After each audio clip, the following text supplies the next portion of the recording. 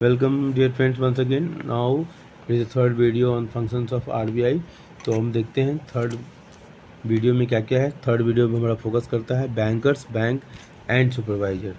Bankers bank, बैंकों का bank और सुपरवाइजर की भूमिका में होता है। कौन है?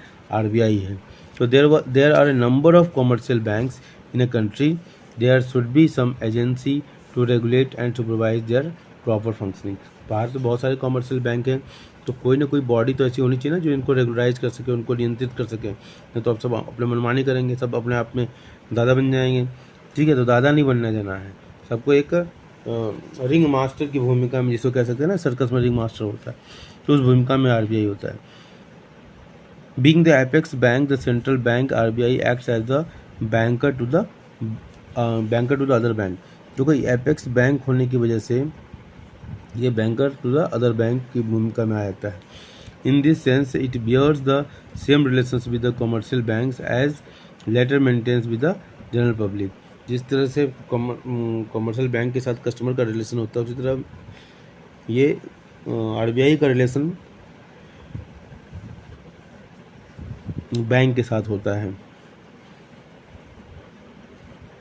As the banker to banks, the central bank functions in 3 capacities. पहला है बैंकर टू बैंक में क्या 3 तरह से काम करता है, इसकी 3 अथॉरिटीज़ हैं, 3 तरह से ये इसके पास अधिकार हैं। पहली बात, कस्टोडियन ऑफ कैश रिजर्व्स।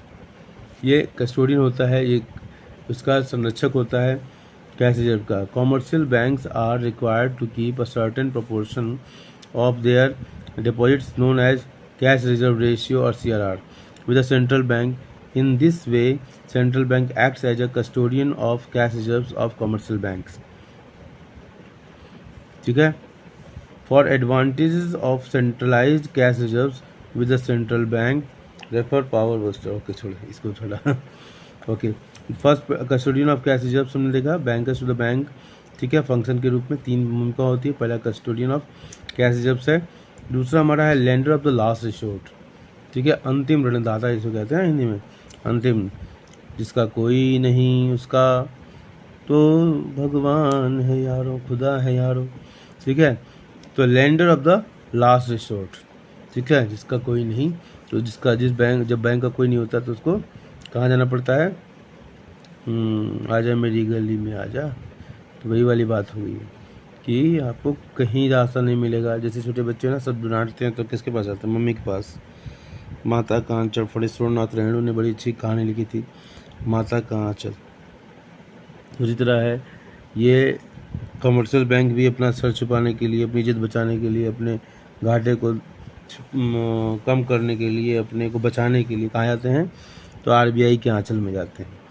तो lender of the last resort, when commercial banks fail to meet their financial requirements from other sources, that is in case of financial emergency, they approach the central bank to give loans and advances as lender of the last resort.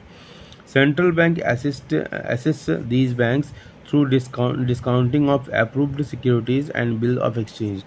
तो central bank क्या करता है?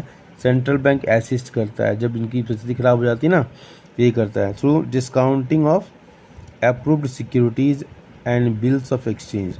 ये जो tool हैं इसके पास, central bank के पास, discounting of approved securities and bills of exchange. By offering loans to commercial banks in situations of emergency, central bank plays the role of guarantor for them and maintains a sound and healthy banking system in the economy. अब आते हैं clearing house function. ये बहुत ही अच्छा function है clearing house function. जैसे हम अगर क्लियरिंग हाउस फंक्शन नहीं होता तो हम एक बैंक का चेक दूसरे बैंक में जमा नहीं कर पाते और उसका क्लियरेंस नहीं हो पाता। तो क्लियरिंग हाउस फंक्शन यही काम करता है कि बैंकों के जो इंटर डिपॉजिट्स होते हैं, एक बैंक का चेक दूसरे बैंक में, इस तरह के जो भी ट्रांजैक्शंस होते हैं, उन ट्रांजैक्शंस को क्लियर करने का काम होता है कि वो हम पहले क्लियर कर, कस्टमर्स को कोई परेशानी नहीं हो, इंस्टीट्यूशंस को कोई परेशानी नहीं हो, कंपनीज को कोई परेशानी नहीं हो, उनके चेक जो है, किसी का चेक कहीं जमा करो सब क्लियर कर देता है। तो ये क्लियरिंग हाउस फंक्शन के द्वारा ये होता है। A central bank holds the cash reserves of all the commercial banks. ठीक है, सारे कमर्शियल बैंक का उसके पास कैश होता है।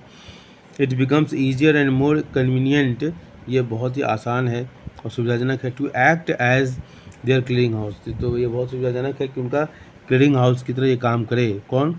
RBI। All commercial banks have their accounts with the central bank, जितने भी कॉमर्शियल बैंक है उनका अकाउंट जो है किसके पास है?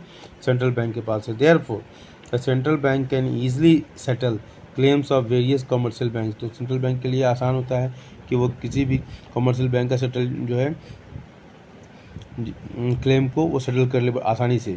By making the debit and credit entries in their accounts, और अपने अकाउंट में बैंकों का, अलग अलग बैंकों का डेबिट और क्रेडिट वो करता जाएगा और लेकिन उसको सेटल कर देगा।